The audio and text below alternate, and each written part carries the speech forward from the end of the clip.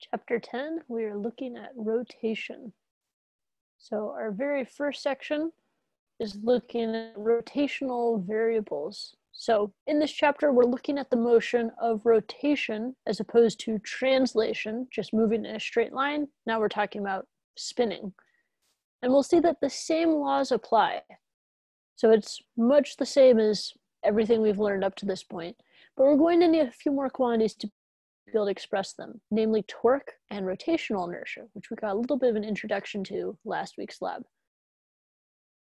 So a couple of more details to help us with this. A rigid body is one that rotates as a unit, fixed together, right, where everything is staying the same relative to it. We're here going to look at rotation about a fixed axis. So a set axis of rotation that's not changing throughout.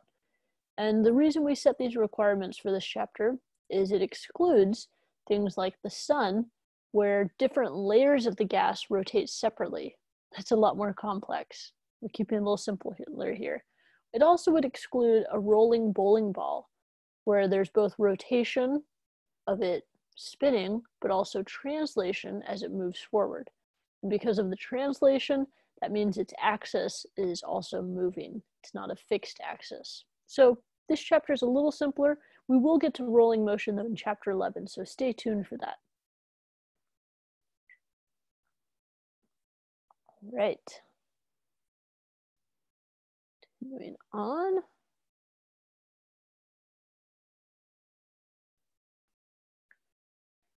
So this fixed axis that we mentioned is known as the axis of rotation. So that's the term that's more commonly used as axis of rotation.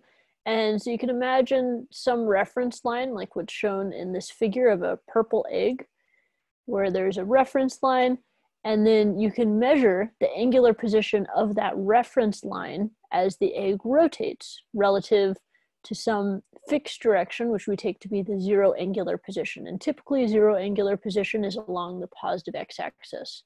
So then if it rotates around towards the y-axis, it's gaining some angular motion from that x-axis. And this is a two-dimensional drawing of it, right, where you have x and y. It's a little easier to see. We could have this reference line that starts out pointing along the x-axis and then rotates up to different angles.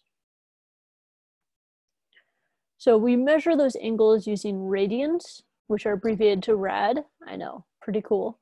And radians are dimensionless because they're inherently a ratio of lengths, as we'll see in the definition. So the definition of our angle theta is equal to S divided by R, where S is the arc length that we've seen in the previous figure, and R is the radius out to that point of interest. And so because both S and R are things in meters, the meters divide out and you're left with nothing, but we know that that's actually radians. Radians you could also convert to revolutions or degrees. If you note that, hey, one revolution, one complete go around the circle is 360 degrees, where it's equal to 2 pi r, the circumference, that's our arc length, divided by the radius, r. So the r's cancel, and one revolution is 2 pi radians. That's one complete loop around, as you've seen when you study the unit circle. One note here is that we don't reset our angle, our angular position to 0 after a full rotation, right? So after we go through one full rotation, we are at 2 pi rad or 360 degrees, and we can keep adding on. It's much like in skateboarding, right? If someone does a 360 or a 720, there's a big difference there. It's much better for someone to do a 720 than a 360. So you want to give them credit for doing 2 full rotations as opposed to just 1 or 0. And an interesting note here is we know all there is to know about the kinematics of rotation if we have the angular position as a function of time. This is much like if we have our x of t, our position as a function of time. We can get our velocity and our acceleration from just knowing that angular position is a function of time, theta of t. So we're going to define our angular displacement as just the change in angular position. So delta theta is equal to theta 2 minus theta 1. Oftentimes theta 1 will just be assumed to be 0, so that we're starting at 0 angular position. So angular position and angular displacement can be somewhat interchangeable with that assumption.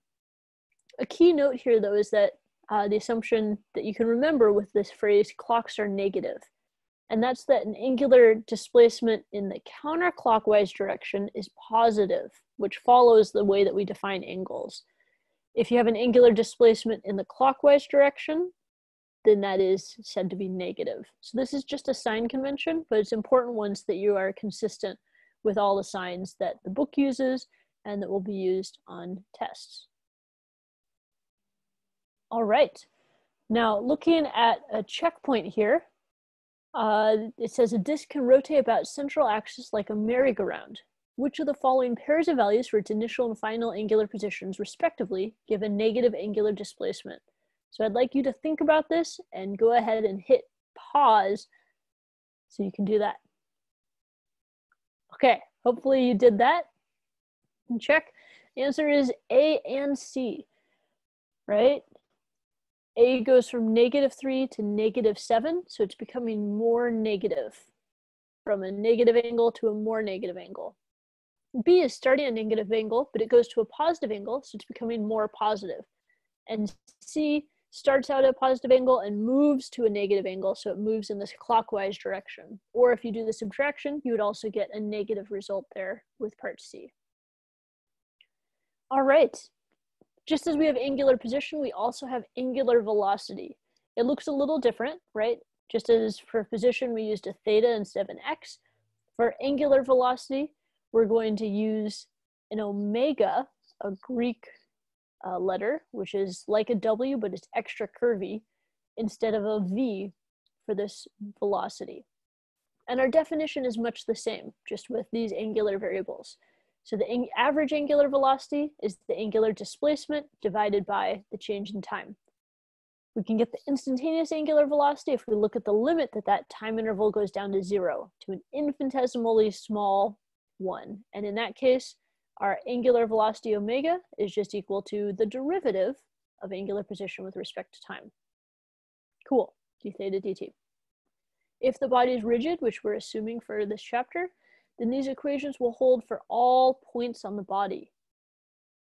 Which sounds like, okay, sure, why not? But that's huge in that it's the same if you're rotating around, if you're talking about your shoulder rotating around, its angular velocity will be the same as the tip of your fingers rotating around, even though your fingers have a much greater distance to go.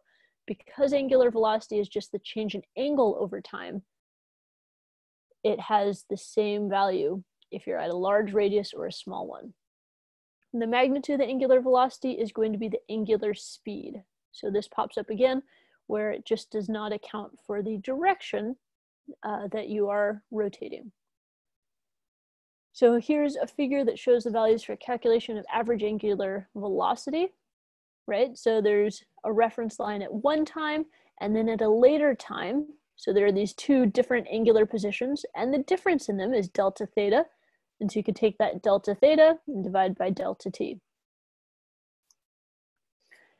Now, just as we have angular position, angular velocity, we also have angular acceleration, much more of the same. It's the angular velocity change during a time interval. So delta omega over delta t is equal to our angular acceleration, which also has its own Greek letter. We use an alpha, which is the Greek A. It's a lowercase one. It looks like a little fishy, so that's something you can remember there. And that's for our angular acceleration. That's the average one. Our instantaneous one is again in this limit that the time interval goes down to 0.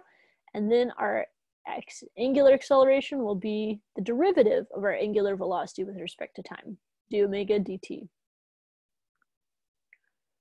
Now, if the body is rigid, once again, these equations will hold for all points on the body. So that's an important note that it's true regardless of your radius. And if you use the right-hand rule to determine the direction, you can write angular velocity and acceleration as vectors. Oftentimes we'll just talk about the magnitude, but they are still vector quantities. It's just a little funny. So we focus on as the body rotates around in some direction, then the vector is actually pointing along the axis of rotation.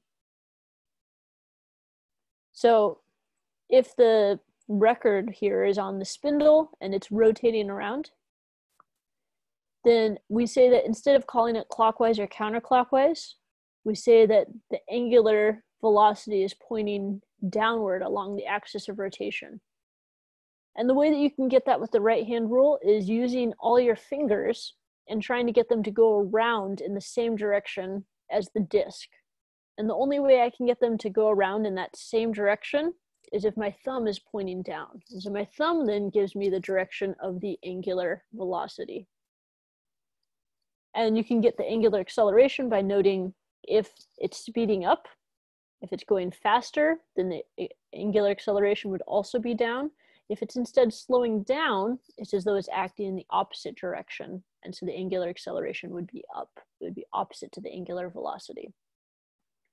An interesting note here is angular displacements are not vectors because the order of rotation does matter for rotations around different axes.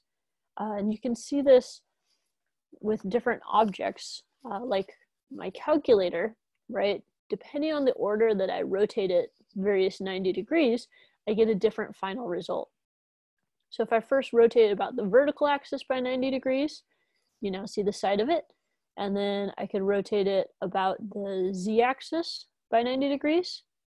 And so you see the bottom of the calculator is over here, the top is in my right hand, right? But if I instead do those same two rotations, but in the other order, so first rotate around the z-axis and then rotate around the x-axis, the vertical axis, so the y-axis actually, then now notice my calculator looks very different. You see a different result because I just switched the order of rotations. The same two rotations, but just switched the order, and we don't get the same result. So this means angular displacement is not actually a vector. That's just an interesting aside though. Okay.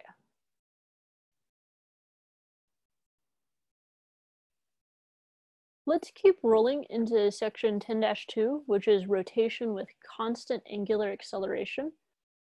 And the big idea of this one is that the same equations, those same kinematic equations we got in chapter 2, as well as chapter 4, for constant linear acceleration are going to hold with our rotation. So we're simply going to change all of our linear quantities to angular ones. So if we see the linear equation is on the left side here, right? V is equal to V0 plus AT. That's an equation we've seen many a time. Well, all we have to do is change all these to angular variables. See, our angular velocity omega is equal to the initial angular velocity omega naught plus alpha times time, where alpha is our angular acceleration. And so we can do that for all 5 equations. And they apply as long as you have constant angular acceleration. So as long as your angular acceleration is not varying as time passes.